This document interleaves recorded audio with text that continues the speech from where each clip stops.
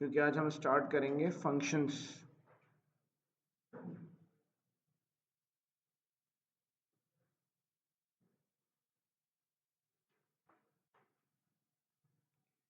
Functions की definition की बात करते हैं। द सेट ऑफ पॉइंट्स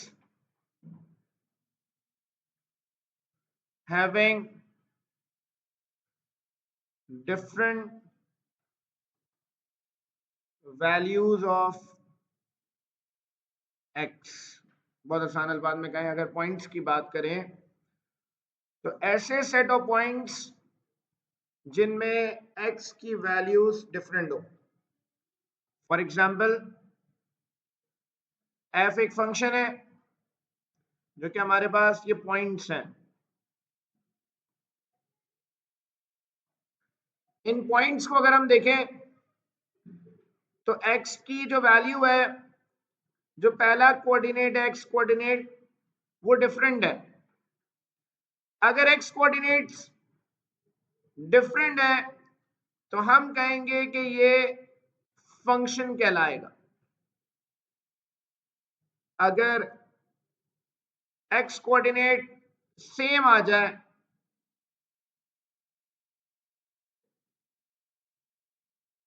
तो हम कहते हैं कि यहां पर 1 आ गया, यहां भी 1 आ गया, दोनों जगह x कोऑर्डिनेट सेम है, तो सेम आने की वजह से नॉट अ फंक्शन कहलाएगा। तो फंक्शन की पहली पहचान ये है पॉइंट्स के जरिए कि x की वैल्यूज अलग अलग होनी चाहिए। फंक्शन की कहानी शुरू होती है बाइनरी रिलेशन से। बाइनरी रिलेशंस क्या होते हैं? बाइनरी रिलेशंस कहते हैं subset of A cross B को। मतलब ए और बी का जो कार्टेशियन प्रोडक्ट है, कार्टेशियन प्रोडक्ट के सबसेट्स को बाइनरी रिलेशन कहा जाता है। फॉर एग्जाम्पल, ए एक सेट है 1,2, बी एक सेट है 2,3। अगर हम इसका कार्टेशियन प्रोडक्ट निकालें, मतलब हम ए और बी को मल्टीप्लाई कराएं, तो कार्टेशियन प्रोडक्ट का मतलब है कि 1 जाकर ऑर्डर्ड पेयर बनाएगा 2 के साथ, फिर उसके बाद 1 जाकर ऑर्डर्ड पेयर बनाएगा 3 के साथ, फिर 2 जाकर ऑर्डर्ड पेयर बनाएगा 2 के साथ, फिर 2 जाके ऑर्डर्ड पेयर बनाएगा 3 के साथ। तो ये मेरे पास कार्टेशियन प्रोडक्ट आ गया ए और बी का। अब इसके नंबर ऑफ सबसेट्स या नंबर ऑफ रिलेशंस कैसे बनेंगे? नंबर ऑफ रिलेशंस बराबर है 2 की पावर n के। तो यहां पर 1 2 3 4 एलिमेंट्स हैं, तो बेटा 16 रिलेशंस बनेंगे। पहला बाइनरी रिलेशन R1 कहलाता है, जो कि नल सेट होता है। दूसरा बाइनरी रिलेशन, पहला पॉइंट है 1,2। तीसरा बाइनरी रिलेशन 1,3। चौथा बाइनरी रिलेशन 2,2। पांचवा बाइनरी रिलेशन 2,3। पहले सिंगल एलिमेंट्स की बात करेंगे, अब दो एलिमेंट्स की बात करेंगे, 1,2 1,3। फिर उसके बाद 1,2 के साथ 2,2 आएगा, 1,2 के साथ 2,3 आएगा, फिर उसके बाद 1,3 के साथ 2,2,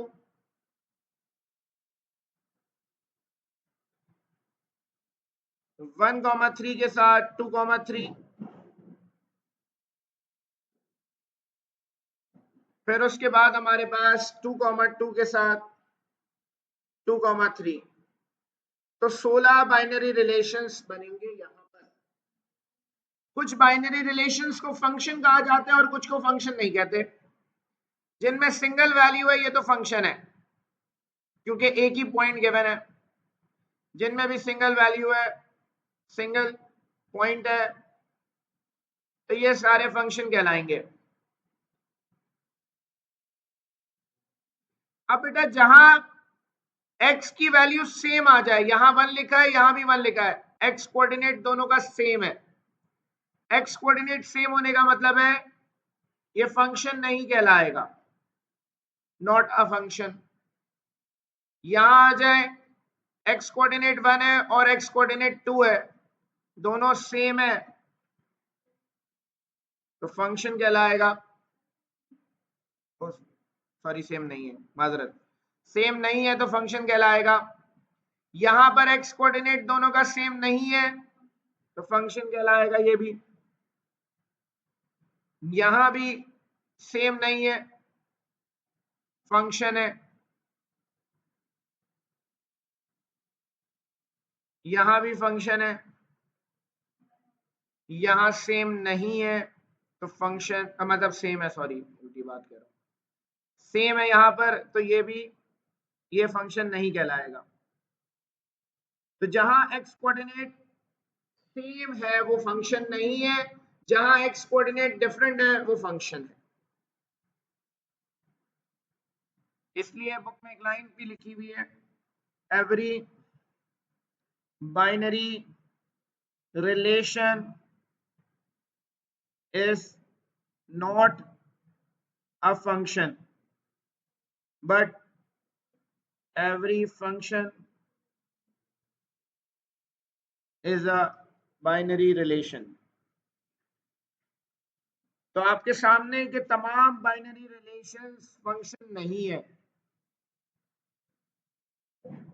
ये जैसे बाइनरी रिलेशन फंक्शन नहीं है, ये बाइनरी रिलेशन फंक्शन नहीं है। तो ये तो एक तरीका है फंक्शन को पॉइंट्स के जरिए पहचानने का। फिर इक्वेशन के जरिए और ग्राफ के जरिए पहचानने का तरीका होता है। इसको कॉपी करें फिर आगे चलेंगे। फंक्शन को पहचानने का ग्राफ के जरिए, ग्राफ को देखकर पहचानना है कि ये फंक्शन है या नहीं है। तो ग्राफ के जरिए फंक्शन पहचानने के लिए हम करते हैं वर्टिकल लाइन टेस्ट।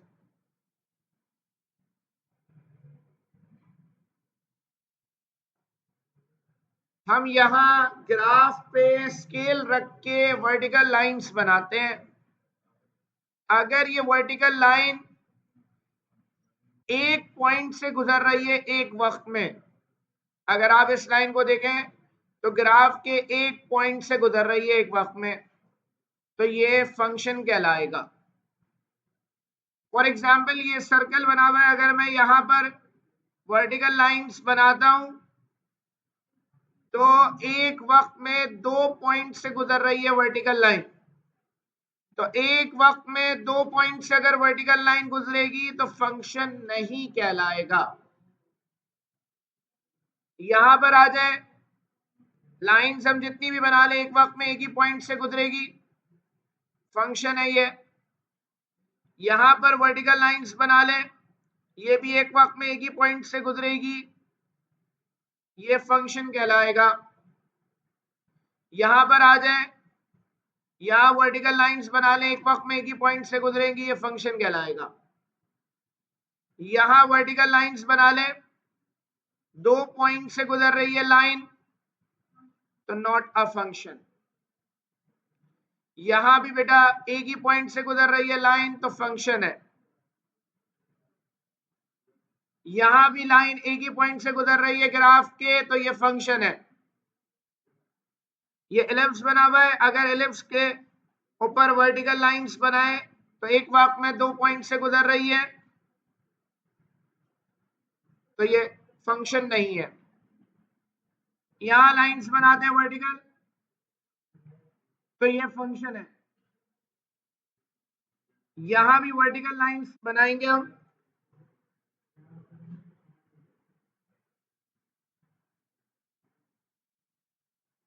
तो एक वक्त में एक ही पॉइंट से गुजरेगी तो ये फंक्शन कहलाएगा, ये भी फंक्शन कहलाएगा। तो फंक्शन को पहचानने का एक तरीका ये है कि वर्टिकल लाइन टेस्ट करते हैं, वर्टिकल लाइंस बनाते हैं। दूसरा तरीका इक्वेशन के जरिए फंक्शन पहचानने का। तो इन तमाम ग्राफ्स की मैं इक्वेशन लिखता हूं।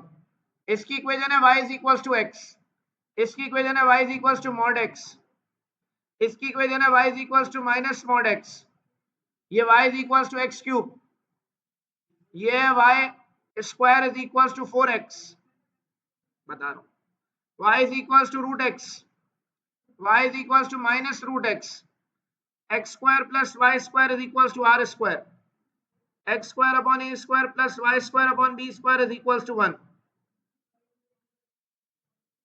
y is equal to 4x square या x square, y is equal to 1 upon x, y is equal to ln x। पहली बात तो ये कि मुझे याद है, दूसरी बात ये कि आप भी याद कर सकते हैं। याद नहीं करना कोई मसला नहीं है, ग्राफ मतलब इक्वेशन को देख के कैसे पहचानना है। अगर आप देखें कौन कौन से ग्राफ फंक्शन नहीं है, पहला ये ग्राफ है जो फंक्शन नहीं है, इसमें y की पावर 2 है।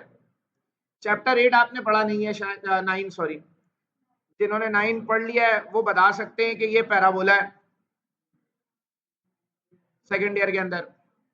बेटा y के ऊपर स्क्वायर है तो ये फंक्शन नहीं है, ये हाफ पैराबोला है, ये भी हाफ पैराबोला है।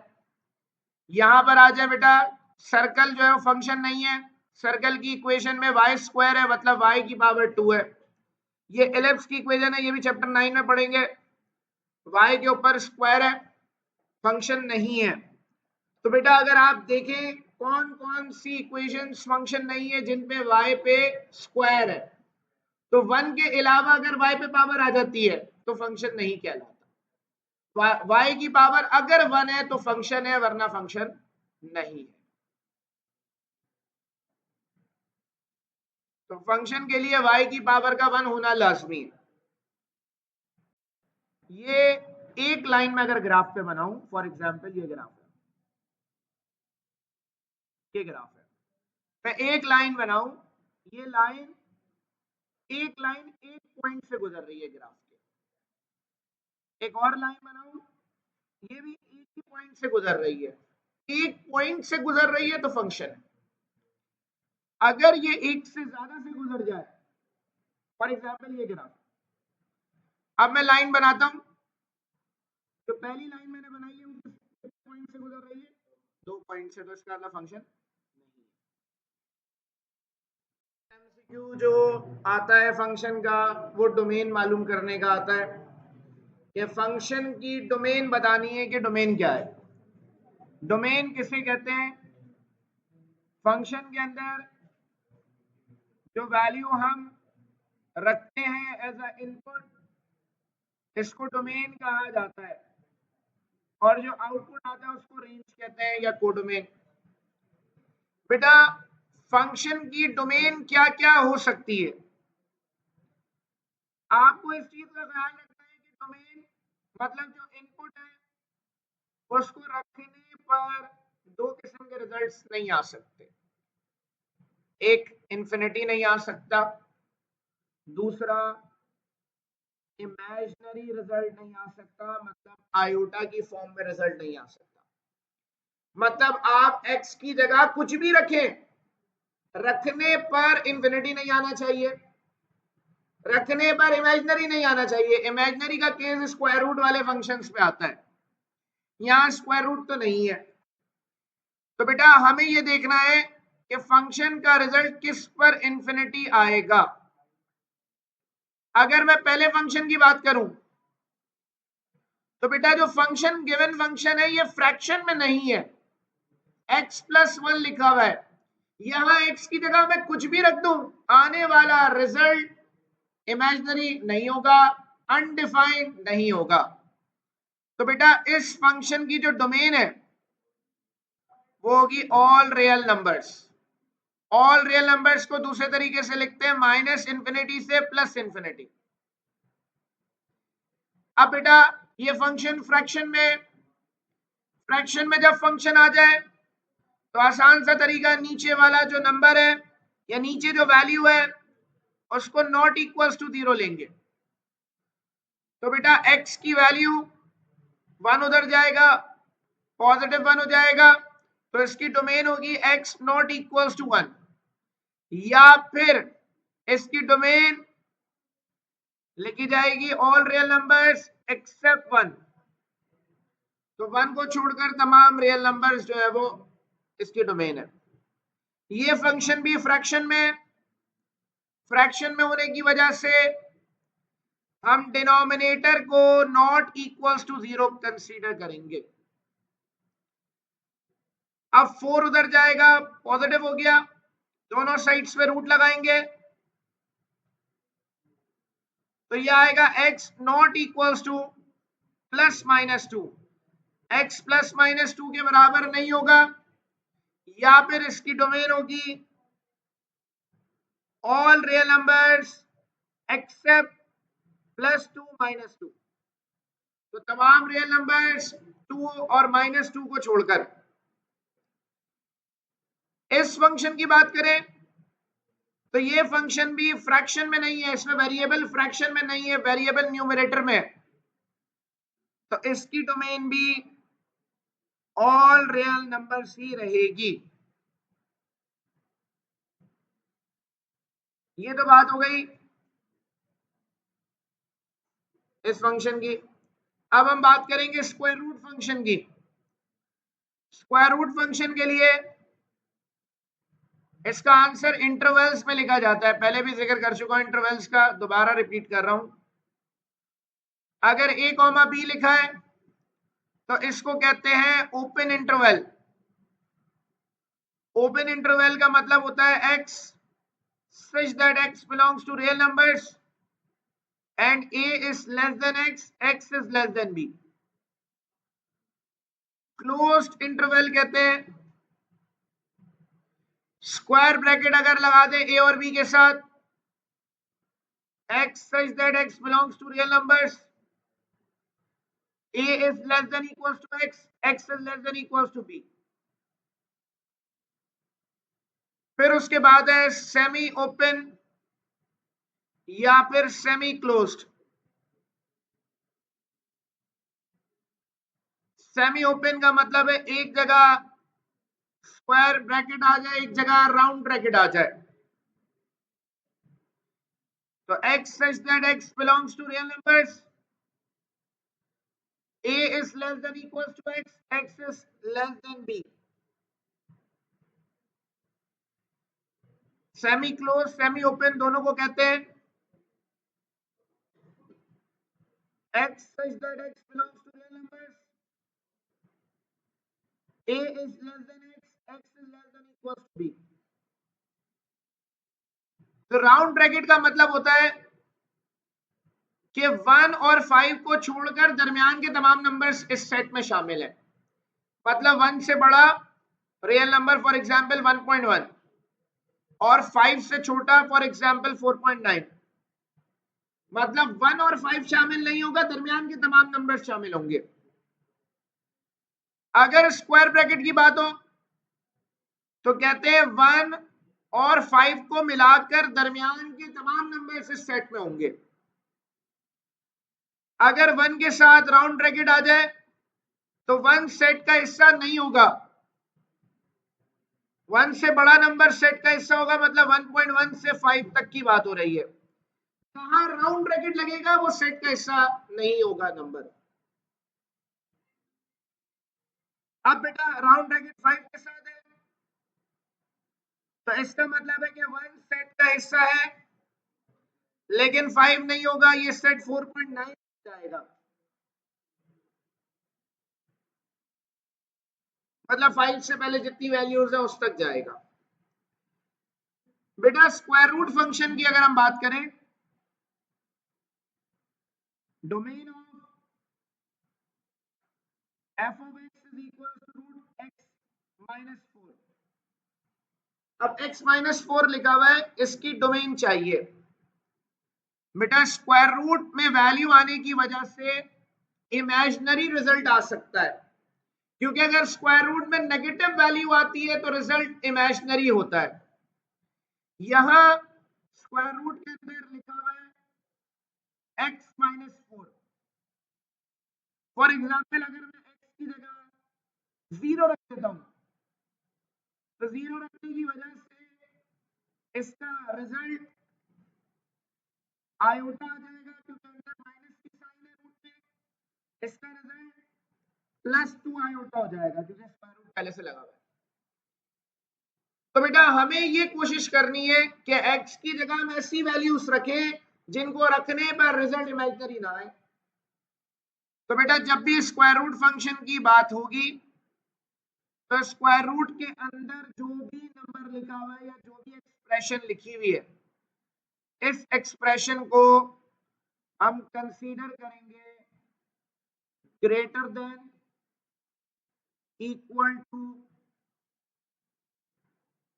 0। तो हम यहां पर कंसीडर करेंगे x-4 है। x-4 को हमें 0 से बड़ा रखना है या 0 रखना है, मतलब पॉजिटिव रखना है, तो हम इसको greater than equal to 0 consider करेंगे।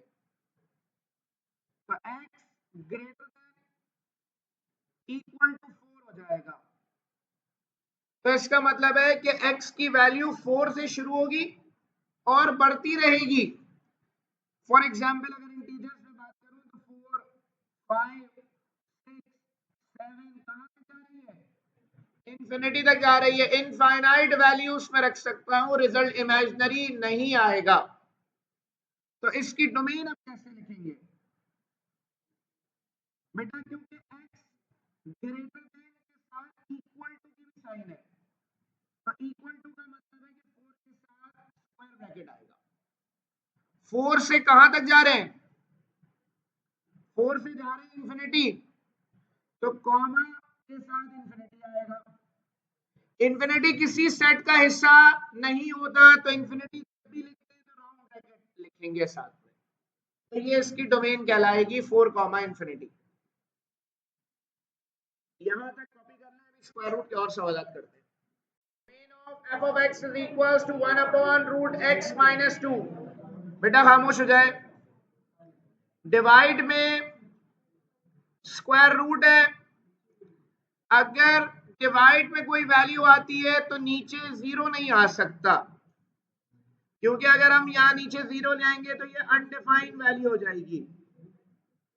तो बेटा स्क्वायर रूट जब भी लगाओ और सवाल फ्रैक्शन में हो, मतलब डिवाइड में हो, सॉरी डिनोमिनेटर में हो सवाल, या एक्सप्रेशन डिनोमिनेटर में हो, तो आपको क्या करना है कि इस वैल्यू को ग्रेटर देन 0 कंसीडर करना है।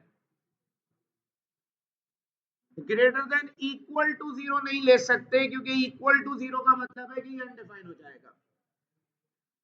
तो इसीलिए हम इसको x-2 को ग्रेटर देन 0 कंसीडर करेंगे। 2 उधर जाएगा, पॉजिटिव 2 हो जाएगा। अब बेटा यहां पर कह रहे हैं कि x 2 से बड़ा है, मतलब 2 से वैल्यू बढ़ रही है, कहां तक जा रही है? इंफिनिटी तक जा रही है। 2 से बड़ा है मतलब 3, 4, 5, 6 इंफिनिटी तक। अब बेटा 2 से बड़ा नंबर तो 2.1 भी होता है, 2.001 भी है। तमाम नंबर्स को हमें डोमेन में लिखना होता है, तो हम डोमेन में लिखेंगे 2 कॉमा पॉजिटिव इंफिनिटी ही। लेकिन क्योंकि यहां पर ग्रेटर देन इक्वल टू नहीं है, सिर्फ ग्रेटर देन है, तो ग्रेटर देन की साइन का मतलब है कि दोनों तरफ यहां पर राउंड ब्रैकेट आएगा। ये 2 इस सेट में शामिल नहीं होगा, 2 से आगे जितने भी नंबर्स हैं वो शामिल होंगे।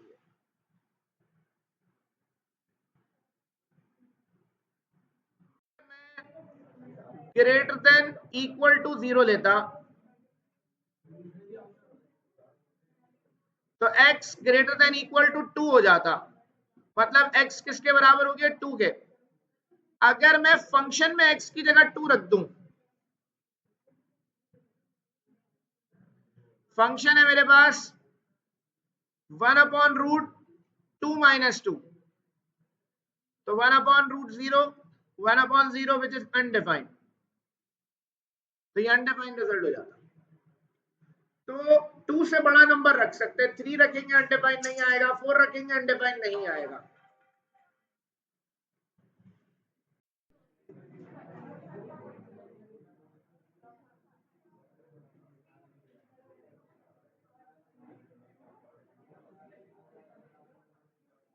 बेटा domain of root x square minus 5x plus 6, square root में क्वाड्रेटिक एक्सप्रेशन आ गई है। अब इसकी डोमेन बतानी है बेटा, क्योंकि ये न्यूमरेटर में वैल्यू है तो हम इस वैल्यू को greater than equal to 0 consider करेंगे। समझ लिए, क्वाड्रेटिक इनइक्वालिटी को सॉल्व करने का तरीका हम सीख रहे हैं। अब बेटा यहां पर मिडिल टर्म ब्रेकिंग करेंगे पहले।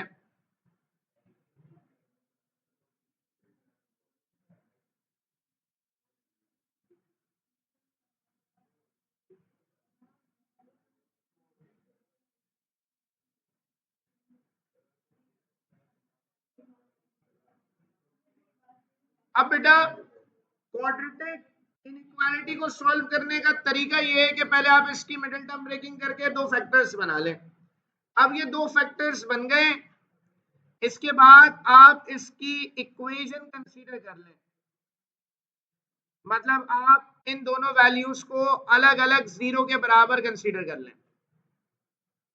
x माइनस 3 को 0 के बराबर, x माइनस 2 को 0 के बराबर कंसीडर करेंगे। x आ जाएगा 3, x आ जाएगा 2।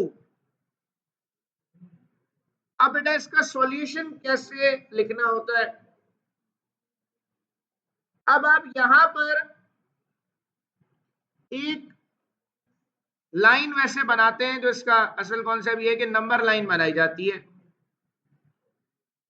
0 1 2 3 4 5 -1 -2, एक नंबर लाइन बनाई जाती है। हमारे पास दो रिजल्ट्स हैं, x हमारे पास 3 है, 3 पे एक पॉइंट मार्क कर दिया, x हमारे पास 2 है, 2 पे मार्क कर दिया।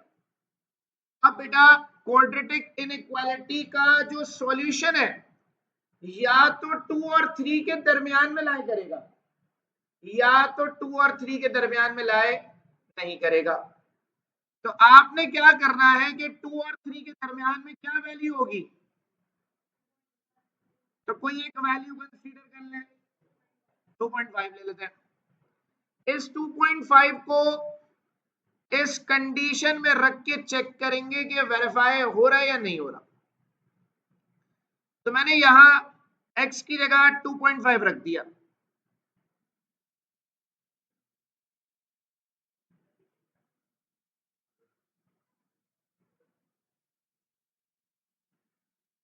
अब बेटा ये आ गया 2.5 माइनस 3 माइनस 0.5, 2.5 माइनस 2 0.5, ये रिलेशन बन रहा है माइनस का 0.25 is greater than equals to 0। क्या ये 0 से बड़ा है? ये 0 से बड़ा नहीं है, तो इसका मतलब है कि रिलेशन फॉल्स हो गया। इसका मतलब है कि इसका सॉल्यूशन 2 और 3 के दरमियान में नहीं होगा। फिर कहां होगा? तो इसका जो आंसर है वो 2 से छोटा, 2 से छोटा मतलब 2 से शुरू होगा, कहां तक जाएगा? माइनस इंफिनिटी तक, और 3 से बड़ा होगा और जाएगा पॉजिटिव इंफिनिटी तक। तो इसका सॉल्यूशन या इसकी डोमेन कैसे लिखी जाएगी भाई? दो हिस्सों में लिखेंगे, एक हिस्सा है माइनस इंफिनिटी कॉमा 2, दूसरा हिस्सा है 3 कॉमा प्लस इंफिनिटी। अब बेटा पहली बात, ये इंफिनिटी जहां लिखेंगे वहां राउंड ब्रैकेट आएगा। बेटा 2 के बराबर है या नहीं है x 2 और 3 के, क्योंकि यह ग्रेटर देन इक्वल टू की साइन है, तो इसका मतलब ये है कि 2 के साथ भी स्क्वायर ब्रैकेट आएगा, 3 के साथ भी स्क्वायर ब्रैकेट आएगा, बीच में यूनियन लगाएंगे। एक तरीका ये है इसकी डोमेन लिखने का। दूसरा तरीका, ऑल रियल नंबर्स एक्सेप्ट 2,3, 2 और 3 के दरमियान के नंबर्स को माइनस कर। तो दोनों तरीकों से आप इसको लिख सकते हैं। दूसरा सही है। इसको करें, एक और मैं कराता हूँ क्वाड्रेटिक इनइक्वालिटी का, ताकि कॉन्सेप्ट थोड़ा क्लियर हो जाए। यहाँ भी स्क्वायर रूट लगा हुआ है इस फंक्शन पे,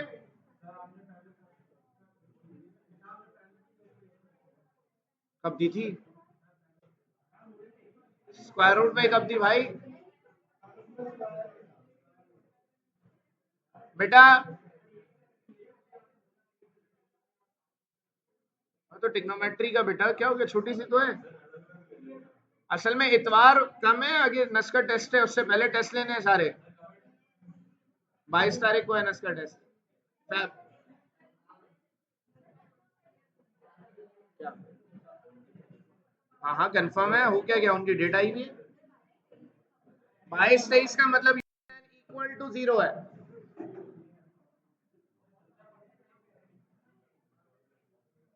यहाँ पर 2 का स्क्वायर आ जाएगा, x माइनस 2 x प्लस 2,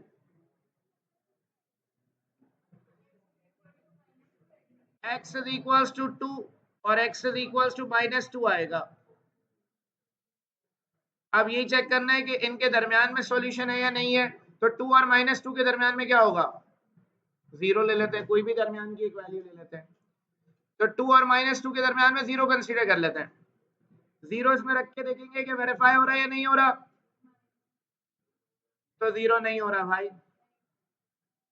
क्योंकि यहाँ आ गया -2 is -4 greater than equals to 0, मतलब -4 ग्रेटर देन 0 आ रहा है, जो कि सही नहीं है। तो इसका मतलब है कि 2 और -2 के दरमियान में सॉल्यूशन लाई नहीं कर रहा। सॉल्यूशन क्या होगा, 2 के बराबर होगा, 2 से बड़ा होगा, 2 से बड़ा मतलब पॉजिटिव इंफिनिटी तक, -2 के बराबर होगा, -2 से छोटा होगा मतलब नेगेटिव इंफिनिटी तक। तो इसकी डोमेन आएगी -इंफिनिटी -2, क्योंकि 2 के इक्वल x तो स्क्वायर ब्रैकेट आएगा यूनियन 2 पॉजिटिव इंफिनिटी। दूसरा तरीका, ऑल रियल नंबर एक्सेप्ट -2, 2।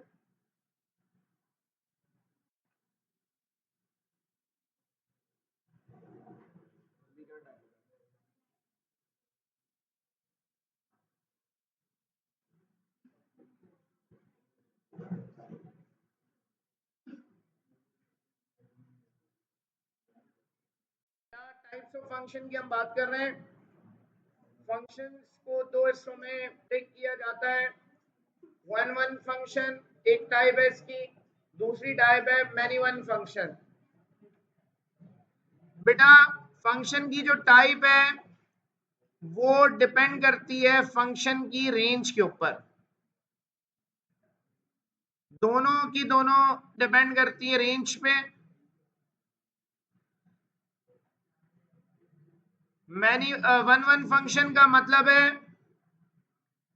एक ऐसा फंक्शन जिसकी रेंज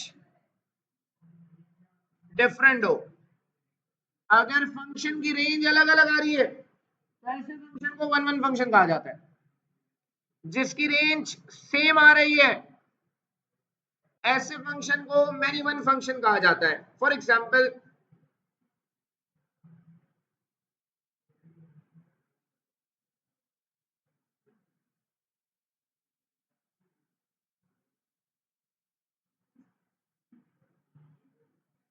ये एक फंक्शन है।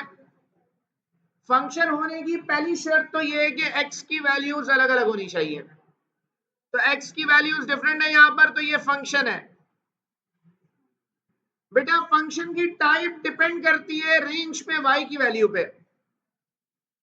तो y की जो वैल्यू है इस पे डिपेंड करेगी इसकी टाइप। y की वैल्यूज डिफरेंट है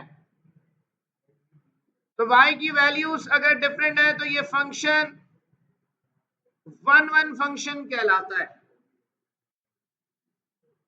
बेटा फंक्शन को मैपिंग के जरिए भी डिफाइन किया जाता है।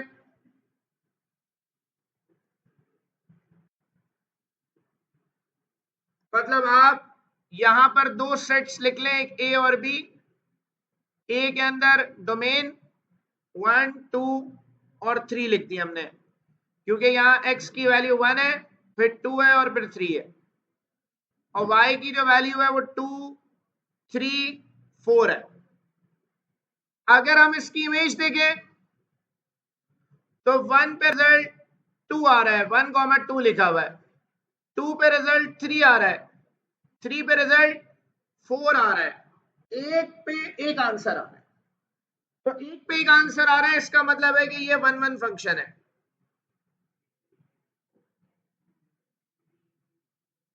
अगर मैनी वन फंक्शन की बात करें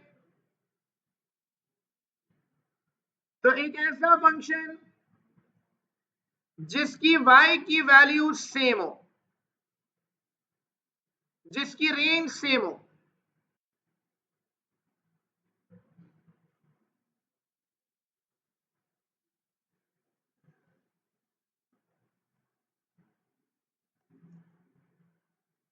इसकी मैपिंग करते हैं अगर हम, तो पहले सेट में 1 2 3, दूसरे सेट में फॉर एग्जाम्पल 2 है। बेटा 1,2 रिजल्ट आ रहा है, 1 पे रिजल्ट 2 है, 2 पे रिजल्ट 2 है, 3 पे रिजल्ट 2 है। तो मैनी वैल्यूज है, एक तरफ है, उनका रिजल्ट क्या आ रहा है, एक रिजल्ट आ रहा है। तो मैनी वन फंक्शन कहलाएगा, क्योंकि मैनी वैल्यूज का सेम रिजल्ट है।